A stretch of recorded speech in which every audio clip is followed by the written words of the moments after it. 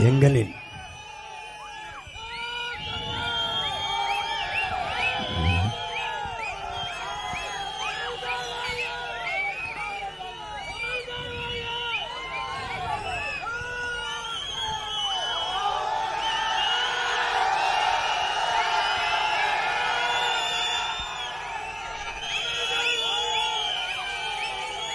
எங்களின் உயிரோடும் உணர்வோடும் கலந்து வாழுகின்ற அன்பு சொந்தங்கள் அனைவருக்கும் வணக்கம்.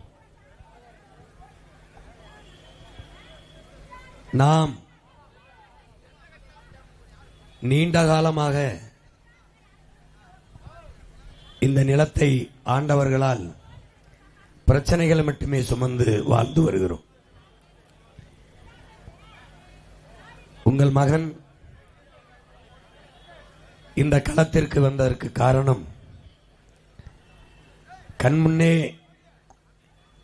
எங்கள் இனம் அழித்து ஒழிக்கப்பட்ட அந்த பேரவலத்தை தாங்கி சகிக்க முடியாமல் இந்த களத்திற்கு வந்தோம். ஆனால் இந்த 15 ஆண்டுகளில் நாங்கள் பங்கேற்காத போராட்டங்கள் இல்லை. எல்லாம் என் மக்களினுடைய பிரச்சனைகள் தான். அதிகாரத்தில் இருக்க வேண்டியவர்கள் பெற வேண்டிய மனுவை அதிகாரமற்ற எளிய பிள்ளைகள் நாங்கள் பெற்றோம். கவலையோடும் கண்ணீரோடும் துயரந்தோய்ந்த வலிதோய்ந்த இதயத்தோடும் என் மக்கள் எங்கள் கைகளில் கொடுத்த மனுக்கள் கணக்கில்லாதது. இந்த தோளில் சாய்ந்து அவர்கள் வடித்த கண்ணீர் அளவிட முடியாதது. சொல்லி சொல்லி அழுத துயரங்கள் சொல்லி வடிக்க முடியாது. வீடை இடிக்கிறான், நிலத்தை பறிக்கிறான், தண்ணி வரவில்லை, விளை வைத்த பொருளுக்கு விலை இல்லை, என்ன செய்வதென்று தெரியவில்லை, படித்து முடித்து விட்டோம் வேலை இல்லை, படித்த ஆசிரியருக்கு பணிக்கு போனோம் சம்பளம் இல்லை. இப்படி எண்ணற்ற துயரங்கள், எண்ணற்ற துயரங்கள். இந்த நாடு கேட்டது இந்த 60 ஆண்டுகளில் பசி, பஞ்சம், வறுமை, ஏழ்மை, இதுதான். வேலை இல்லை, இந்த சொற்களைத்தான் அதிகம் இந்த நாடு கேட்டிருக்கிறது. ஆனால் இதற்கெல்லாம் நிவாரணமாக பரிசாக ஆட்சியாளர்கள் தந்தது இலவசம், போனஸ், சலுகை, மானியம். இதை தவிர வேற எதையும் செய்யவில்லை. இந்த 60 ஆண்டுகளில் ஒரு நாட்டை எவ்வளவு சிறந்த நாடாக கொண்டு செல்லிருக்க முடியும் என்று என் அன்பு பிள்ளைகளின் அருமை தம்பி தங்கைகள், பேரன்புமிக்க என் பெற்றோர்கள் சிந்தித்து பார்க்க வேண்டும். ஒரு சின்ன நாடு சிங்கப்பூர், ஒரு சின்ன நாடு சிங்கப்பூர், ஒரு சின்ன நாடு. கடல் மட்டும்தான் அந்த நாட்டில் வளமாக இருக்கிறது. இந்த தேனி மாவட்டம் அளவுக்கு கூட அந்த நாட்டின் பரப்பளவு இருக்கிறது. அந்த நாட்டை செதுக்கிய ஒரு சிற்பி லீ குவான் யூ என்ற மகத்தான கனவு தலைவன் வந்தான். வெள்ளைக்காரர்கள் இந்த நாடெங்கிலும் அடிமைப்படுத்தி ஆண்ட காலத்தில் சிங்கப்பூர், மலேசியா அந்த நிலப்பரப்பை தீண்டத்தகாத நகரங்கள் என்று ஒதுக்கி வைத்திருந்தான். அன்டச்சபிலிட்டி சிட்டிஸ் என்று. அதே நாட்டை இன்று ஜாய்ஃபுல் சிங்கப்பூர், கலர்ஃபுல் மலேசியா என்று உலகம் பாடுகிறது, போற்றுகிறது என்றால் ஒரு தலைவனின் கனவு. அவனே சொல்கிறான், ஒன்லி 10 years, 10 ஆண்டுகளில் என் நாட்டை உலகத்தின் தலை சிறந்த நாடாக உயர்த்தி காட்டுகிறேன். இன்னும் 1000 ஆண்டுகள் கழித்து போனாலும் என் நாட்டை உலக நாடுகள் புகழ்கிற உயரத்தில் கொண்டு போய் வைக்கிறேன் என்று 10 ஆண்டுகளில் அந்த நாட்டை தலை சிறந்த நாடாக மாற்றி படைத்தான். உலகில் எத்தனை நாடுகள், ஆனால் அத்தனை நாடுகளில் கல்வியில் சிறந்த நாடு, கல்வி தரத்தில் உயர்ந்த நாடு இன்றைக்கு பின்லாந்து இருக்கிறது. 2வது இடத்தில் தென்கொரியா இருக்கிறது. 3வது இடத்தில் இந்த சிங்கப்பூர் தான் இருக்கிறது. கடந்த முறை தென்கொரியா 1வது இடத்தில் இருந்தது. இப்போது தென்கொரியாவை முந்திக் கொண்டு பின்லாந்து சென்றிருக்கிறது. ஆனால் எப்போதும் வரிசையிலே 3வது இடத்திலே சிங்கப்பூர் தன் தரத்தை தக்க வைத்துக் கொள்கிறது. ஒரு வளமும் இல்லை, மழை இல்லை, காடு இல்லை, நிலம் இல்லை, ஆடு இல்லை, மாடு இல்லை, கோழி இல்லை, எந்த வளமும் இல்லை. கரும்பு இல்லை, வாழை இல்லை, தென்னை இல்லை, பனை இல்லை. ஆனாலும் அவன் தலை சிறந்த நாடாக இருக்கிறான். அந்த நாட்டில் ஊழல் லஞ்சம் இல்லை, பசி பஞ்சம் இல்லை, வறுமை ஏழ்மை இல்லை, வேலை இல்லை என்ற சொல்லுக்கு வேலையே இல்லை. அப்படி ஒரு நாயகன் உருவாக்கினான். ஒன்லி 10 years, 10 ஆண்டுகளில். ஆனால் 60 ஆண்டுகளில் இந்த சமூகத்தை, இந்த நாட்டை மாற்றி படைக்க வந்த புத்துலக சிற்பி போல பேசி வந்தவர்கள் என்ன செய்திருக்கிறார்கள் என்று பாருங்கள். 60 ஆண்டு கழித்து என் தாய்க்கு 1000 ரூபாய் கொடுக்கிற நிலைமையில் தான் வைத்திருக்கிறார். 5 ஆண்டு ஆட்சி முடித்து இப்போது அடுத்து வந்தால் 2000 தருகிறோம் என்ற அளவுக்கு வைத்திருக்கிறார். மயிலுக்கு போர்வையை போர்த்திய பேகனின் பேரனும் பேத்தியும் இலவச வேட்டி சிலைக்கு நிற்கும். கொடை வள்ளல்களின் வாரிசுகள் பாரி, ஓரி, காரி, பேகன், ஆய், நல்லி, அதியமான் என்று கடையேழு வள்ளல்கள். நாட்டை ஆண்ட மன்னனே கொடை வள்ளலாக இருந்தான். அவன் பிள்ளைகள் அரிசி பருப்புக்கு அல்லாடி நிற்கிறது. இந்த கேடுகட்ட நிலையை மாற்ற வேண்டும் என்று உங்கள் பிள்ளைகள் துடிக்கிறோம். எல்லா வளங்களும் இருந்து என் நாட்டில் வறுமை இருப்பது கொடுமை கொடுமை என்று நினைக்கிறோம். இதை மாற்ற வேண்டும். எப்படி? அனைவருக்கும் வேலை கொடுக்க வேண்டும். படித்தவன் படிக்காதவன் அனைவருக்கும் அரசு வேலை கொடுக்க வேண்டும் என்று துடிக்கிறோம்.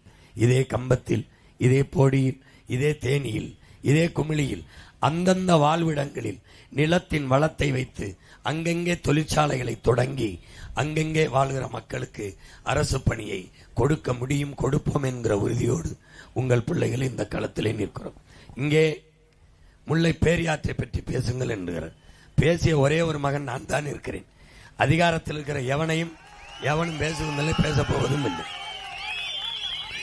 இந்த நாட்டில் முல்லை பெரியாற்றுக்கு நதிநீர் உரிமைக்கு அதிகமாக போராடி வழக்கை வாங்கிய மகன் நான் தான்.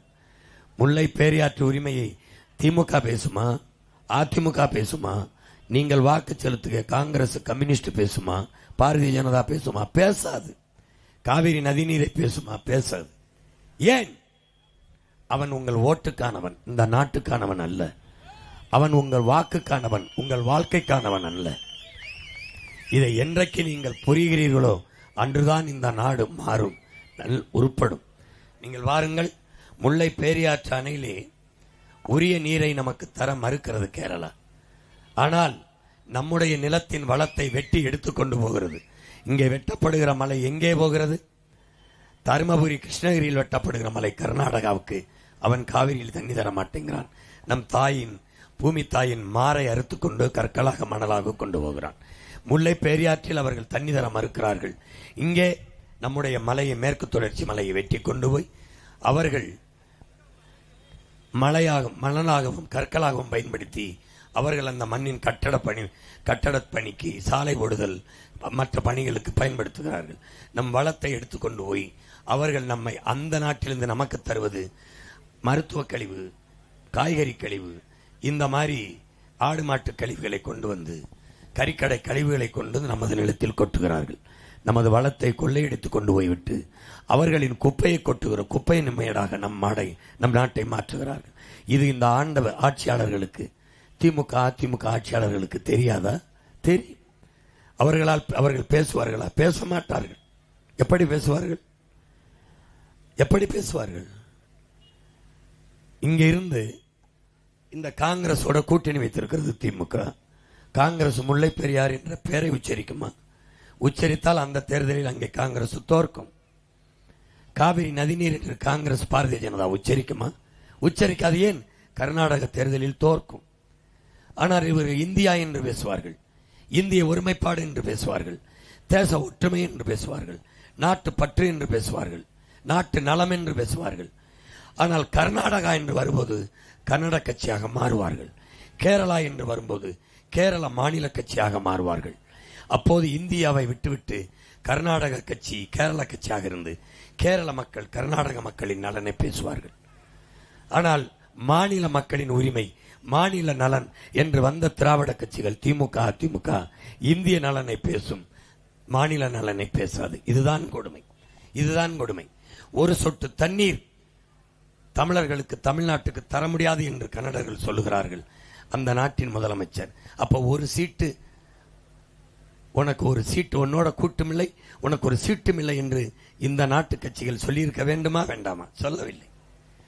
போன முறை 25 சீட்டை கொடுத்த திமுக இந்த வாட்டி 29 சீட்டை அதிகப்படுத்தி கொடுத்து மாநிலங்களவை உறுப்பினரையும் கொடுத்திருக்கிறது. ஏன்? மானங்கட்ட மக்கள் நம்ம இந்த மண்ணில் வாழ்கிறோம் என்பதால். முல்லை பேரியாற்றில் தண்ணி தரவில்லை, அதற்கு கீழே ஒரு சிற்றணை இருக்கிறது, பேபி டேம். அதில் இருக்கிற சில மரங்கள் அடர்ந்திருக்கிறது. அந்த மரங்களை வெட்டி எடுத்துவிட்டு தூர்வாரி கொண்டால் கூடுதலாக கொஞ்சம் தண்ணீரை தேக்கிக் கொள்ளலாம் என்று தமிழ்நாடு அரசு கேரள அரசு கிட்டே முறையிடுகிறது. எத்தனை ஆண்டுகள் முறையிட்டிருக்கும் என்று நினைக்கிறீர்கள்? இந்த மரத்தை வெட்டி கொண்டு கொஞ்சம் தூர்வாரி கொண்டு வரும் என்று 47 ஆண்டுகளாக முறையிடுகிறது. அந்த அரசு அனுமதிக்கவில்லை. மரத்தை வெட்டக்கூடாது, ஆனால் வெட்டினால் நட்டு வளர்த்து விட முடியும்.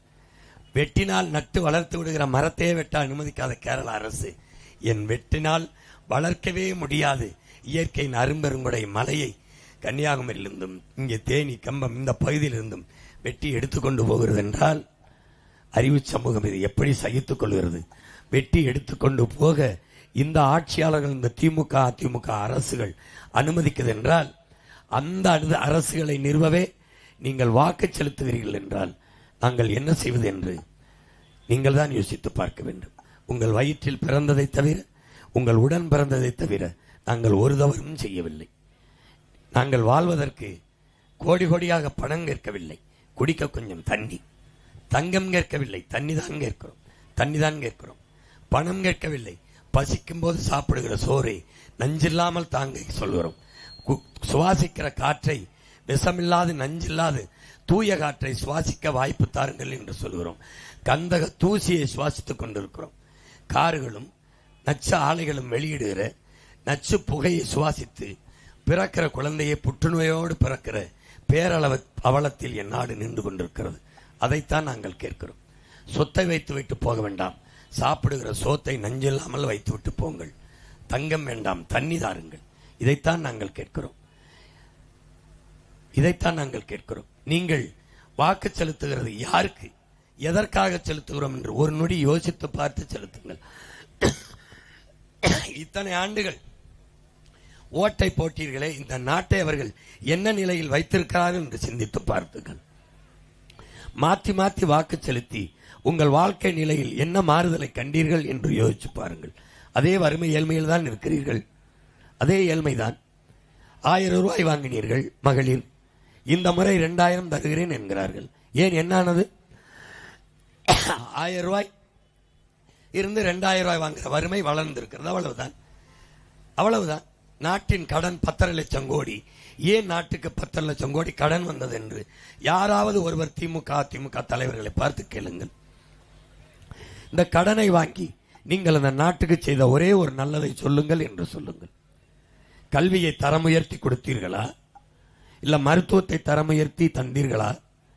தூய குடிநீரை எங்களுக்கு குடிக்க தந்தீர்களா? படித்த பிள்ளைகள் எங்களுக்கு வேலை தந்தீர்களா? பயணிக்க நல்ல போக்குவரத்தை தந்தீர்களா? எரிக்க தடையற்ற மின்சாரம் தந்தீர்களா? என்ன தந்தீர்கள்? இலவசமாக தருகிற ரேஷன் அரிசியாவது தரமாக தந்தீர்களா? எதை தந்தீர்கள்? பிறகு எதற்காக 10.5 லட்சம் கோடி கடன்? எதற்காக? தாலிக்கு அறப்பவன் தங்கம் தந்ததை சாதனை என்று பேசினீர்களே. குடிக்க வைத்து 20 லட்சம் பெண்களின் தாலி அறுத்தீர்களே, அந்த சாதனையை ஏன் சொல்ல மறுக்கிறீர்கள்? ஏன்? சாராயம் வித்து வருகிற காசை வைத்து ஒரு நாடு தன் அரசை நடத்தும் என்பது எவ்வளவு அவமானகரமானது என்று பாருங்கள். என்ன வளம் இந்த நாட்டில் இல்லை? ஏன் சாராய வளத்தை நாடுகிறது? ஒரு வீட்டின் தகப்பன் தன் பிள்ளைகளை குடிக்க வைத்து அவர்கள் குடித்து குடிக்கிற காசில் குடும்பத்தை நடத்துவானா? வீட்டை நடத்துவானா? அப்ப நாட்டை ஆளுகிற தலைவன் நாட்டு மக்கள் குடித்து கொடுக்கிற காசை வைத்து நாட்டை வழிநடத்துகிறான், ஆளுகிறான், அரசை நடத்துகிறான் என்பதை எப்படி அறிவு சமூகம் பொறுத்துக் கொள்கிறது, சகித்துக் கொள்கிறது? எப்படி? சாராயம் வித்து உங்களுக்கு ஆண்டுக்கு 50,000 கோடி தானே கிடைக்கிறது. பால் விற்பதில் 3 லட்சம் கோடி கிடைக்கிறதே. இந்த சாராயத்தை மூடிவிட்டு பால் பொருளாதாரத்திற்கு, பால் வருவாய்க்கு வருவதில் என்ன உங்களுக்கு தயக்கம்? என்ன பிரச்சனை? சாராயம் உயிரை எடுக்கும், பால் உயிரை கொடுக்கும். ஆடு மாடு வளர்த்து அதிலிருந்து பிள்ளைகளுக்கு வேலை வாய்ப்பை கொடுத்து அதிலிருந்து பொருளாதாரத்தை பெருக்கி நாட்டை வளப்படுத்த உங்களுக்கு என்ன பிரச்சனை?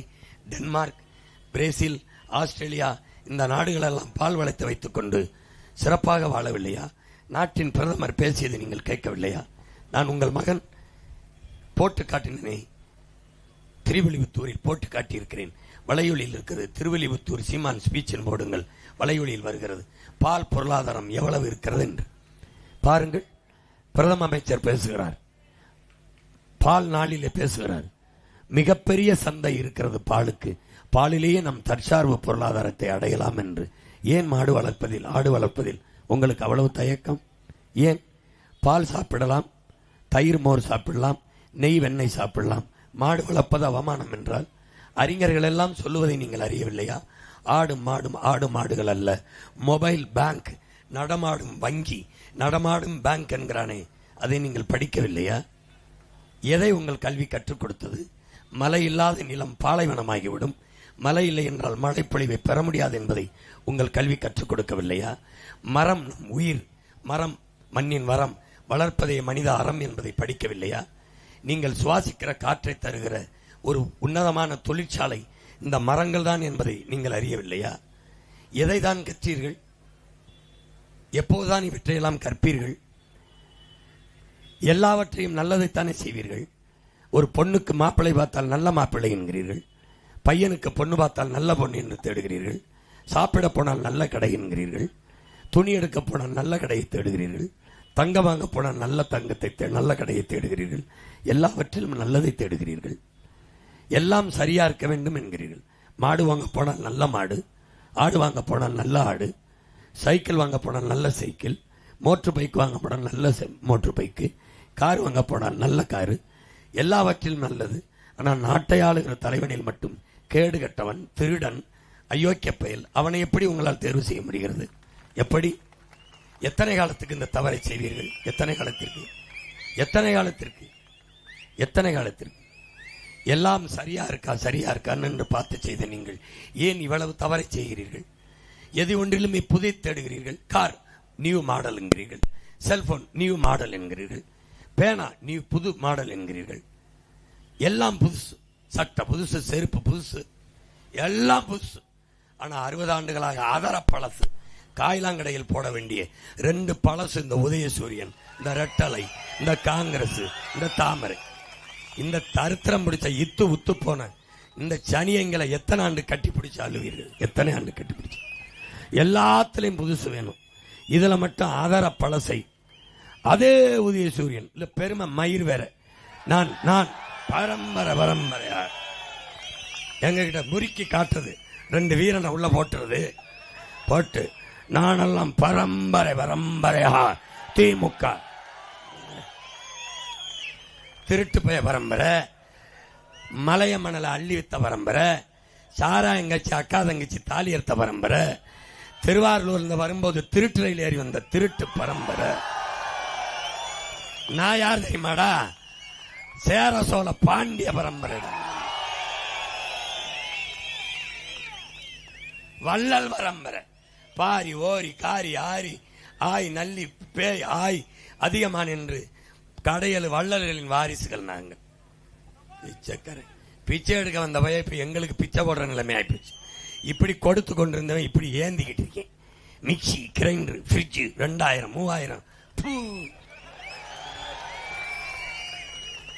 சீமா கையேந்திட்டா பிச்சைக்கார பையன் சீமா. நாடு நான் ஒருத்தன் கையேந்தினா பிச்சை, நாடே சேர்ந்து வந்துட்டா இலவசம். நல்லா இருக்குடா, நல்லா இருக்குடா. ஓடாடே ஓடா, ஒன்னு செய்ய போட்டு ஜெயிக்க, இல்லைன்னா வா நம்ம எல்லாரும் சேர்ந்து விஷத்தை குடிச்சிட்டு செத்து போவோம்.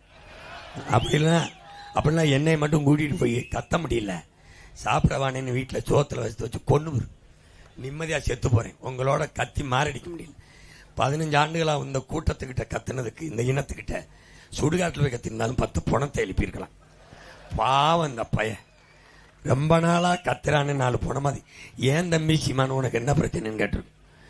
உன் பிரச்சனைக்கு தான் கத்துறேங்கிறது உனக்கு தெரியல, அதான்டா எனக்கு பிரச்சனை. எனக்கு என்ன பிரச்சனை தெரியுமா? இந்த மார்க் டுவைன் ஒரு அறிஞன் சொல்றான், இந்த ஜனங்களை ஏமாத்துறது எளிது. எப்படி ஏமாத்தலாம்?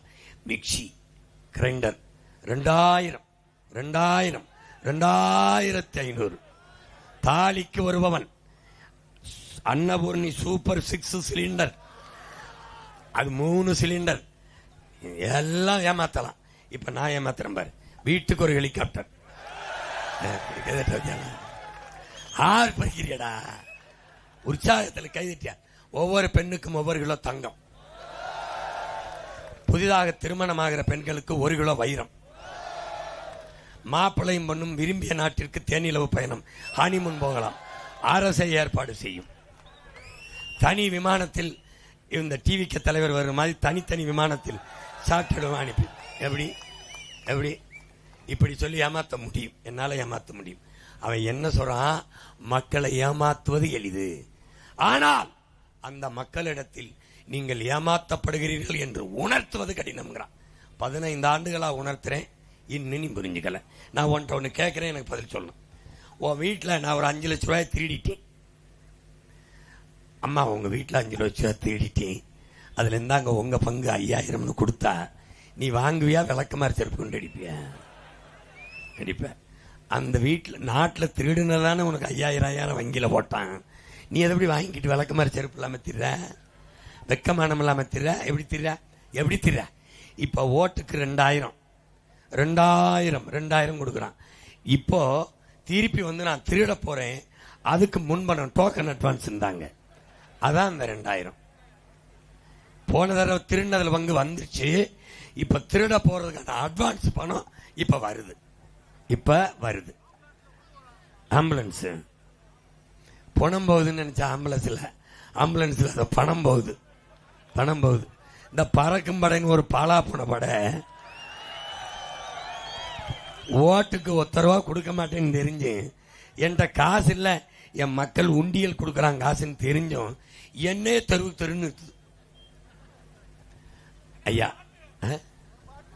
டேய், பேசும்போது காத்து தான் வருது, என்கிட்ட போய் பாட சொல்றீடா.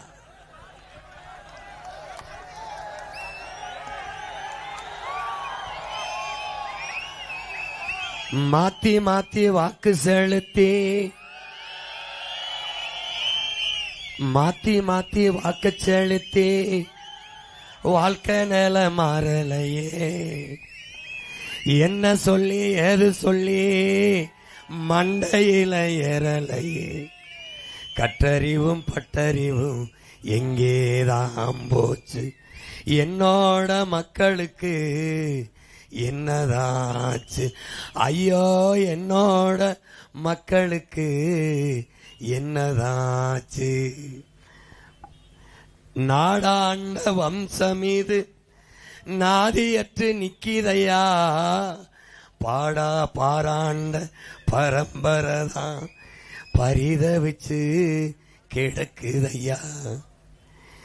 கேடுகட்ட கூட்டத்திடம் நாடு சிக்கி தவிக்குதையா. நல்லாட்சி எப்ப வரும், ஏஞ்சனமும் எங்குதையா. மாத்தணும்னு எண்ணம் இருக்கு, அதுக்கு விவசாயி சின்னம் இருக்கு. ஓட்ட அதுல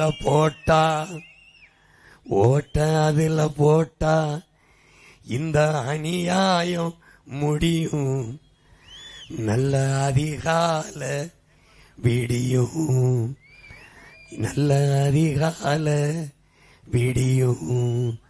இந்த அநியாயம் முடிந்து நல்ல அதிகாலை விடிய, என் அன்பு பெற்றோர்களே, என் உயிரினுமிலிய உடன் பிறந்தார்களே, உங்கள் மதிப்புமிக்க வாக்கை என் தங்கை அன்பு செல்விக்கு விவசாய சின்னத்திலே வாக்கு செலுத்தி வெற்றி பெற செய்யுங்கள். இந்த கம்பம் தொகுதியிலே நம்முடைய வெற்றி கொடி பறக்கிற கம்பத்தை நடுங்கள். அநீதி அக்கிரம அரசியலை அம்பத்தில் வையுங்கள், நம் வெற்றி கொடியை கம்பத்தில் நடுங்கள். அறிவு சமூகமே, ஆழ்ந்தறிந்து சிந்தித்துப்பார். பிரச்சனைகளை இதுவரை தந்தவர்கள் ஒரு பக்கம், பிரச்சனையை தீர்க்க வேண்டும் என்று வந்த உங்கள் பிள்ளைகள் இந்த பக்கம், நீ எந்த பக்கம்? இலவசம் தருவோம் என்று ஏமாற்ற நினைக்கிற கூட்டம் அந்த பக்கம். இலவசம் தரமாட்டேன், இலவசம் பெற வேண்டிய வறுமை ஏழ்மையை உனக்கு தரமாட்டேன். வேலையை தருவேன், வருவாயை தருவேன், அதை கொண்டு வாழ்கிற பெருமை மிக்க வாழ்க்கை தருவேன் என்று சொல்லுகிற பிள்ளைகள் ஒரு பக்கம்.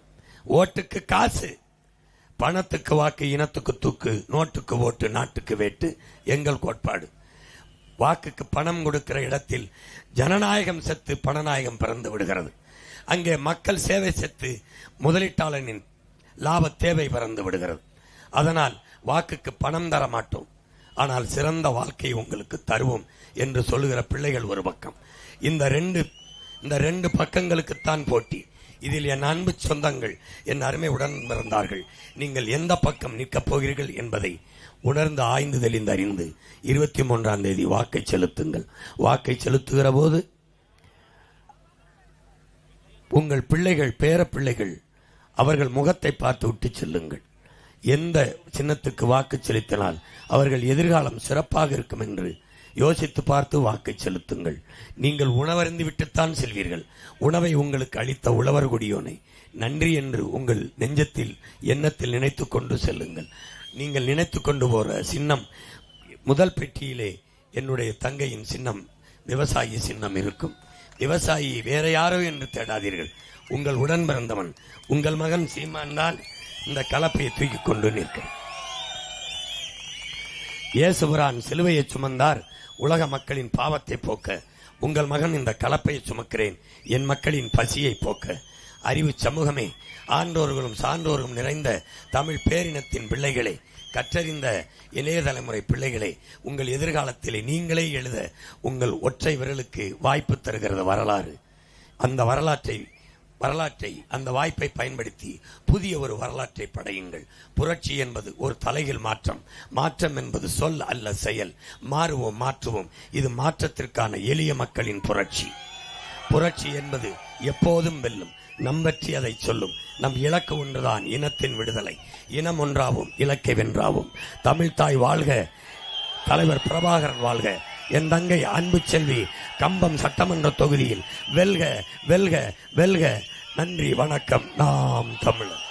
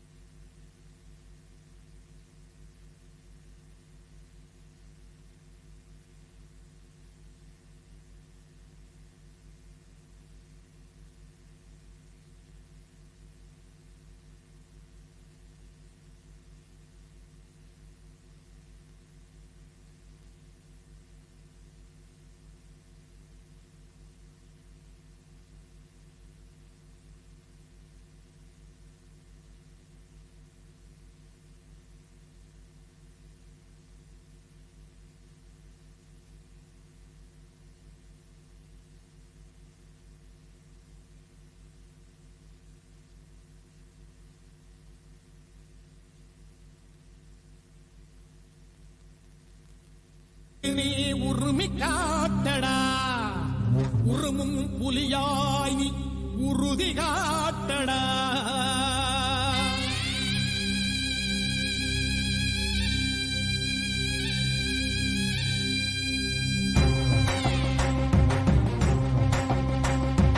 பிரபாகரன் பேரை சொல்லி மீசையை முறுக்கு, பிரபாகரன் தாண்டா எங்கள் விடுதலை நெருப்பு. காலம் ஒன்றை தந்தானே நாங்கள் வெற்றி வாகை சூடிட, கண்ணு பட்டு போகுமே அவன் வீர வாழ்வை பாடிட. அவன் உடையோர் அழகு, அவன் நடையோர் அழகு, அவன் படையோர் அழகு, அவன் கொடையோர் அழகு, அவன் பேச்சொரு அழகு, கண்ணீச்சொரு அழகு, அவன் சிரிப்பொரு அழகு, அவன் சிந்தனை அழகு. பிரபாகரன் பேரை சொல்லி மீசையை முறுக்கு, பிரபாகரன் தாண்டா எங்கள் விடுதலை நெருப்பு.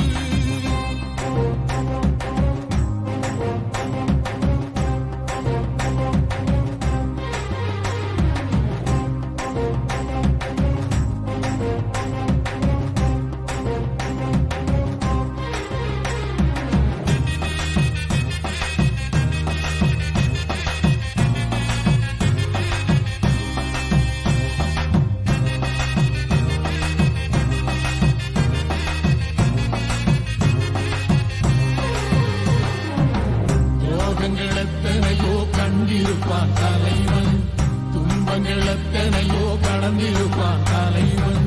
நாங்கள் வென்று வாழத்தானே எங்கள் நாட்டை நாங்கள் ஆளத்தானே. பாரங்கள் எத்தனையோ சுமந்திருப்பான் தலைவன், உறவுகள் எத்தனையோ இழந்திருப்பான்